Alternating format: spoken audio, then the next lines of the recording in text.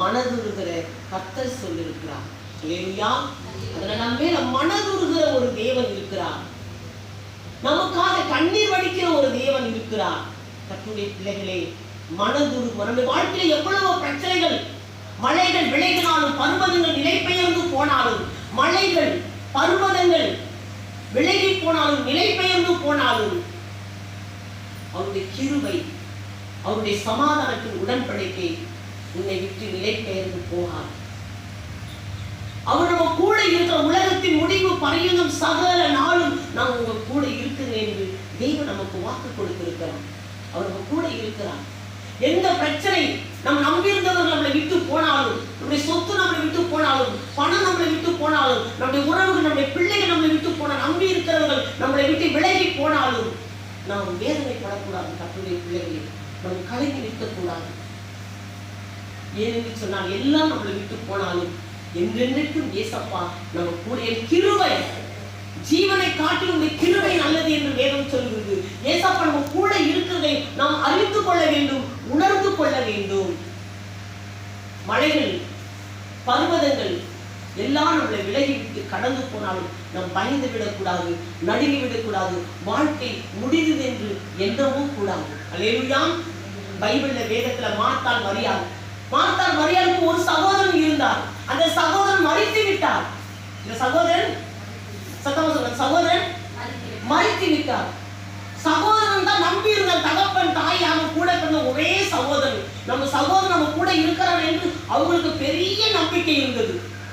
நம்ம தம்பி நம்ம கூட இருக்கிறான், காலத்துக்கு நமக்கு எல்லாம் நமக்கு செய்வான், நம்ம கூடவே இருப்பான்னு சொல்லி அவனையே நம்பி வாழ்ந்தார்கள்.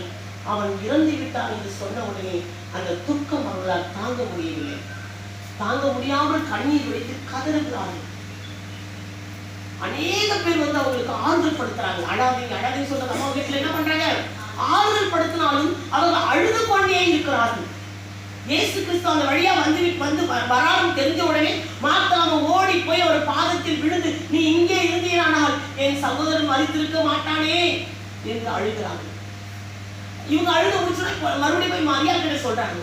அவங்களும் அவர் பாதத்தை கட்டி பிடிச்சு அழுகுறாங்க, நீங்க இருந்தீர் ஆனால் என் சகோதரன் மரித்திருக்க மாட்டானே. அல்லேலூயா. அப்ப கர்த்தர் மனது இருக்கிறார். அல்லேலூயா. எவ்வளவோ அவங்களை கண்ணீர் விட்ட போது அவரும் கண்ணீர் வடிக்கிறார்.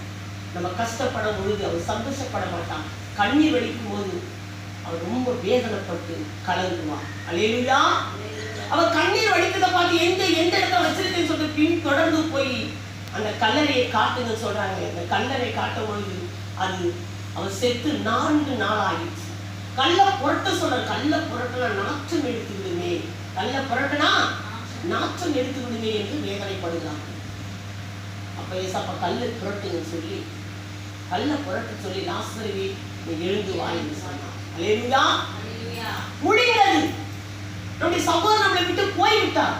இதுக்கப்புறம் எல்லாம் முடிந்தது என்று சொல்லி நினைத்தார்கள். மரித்து 4 நாள் ஆச்சு. யாரால உயிர்ப்பிக்க முடியும்? 4 நாளுக்குள் சரீரம் அழுகி நாற்றம் எடுத்து விட்டது.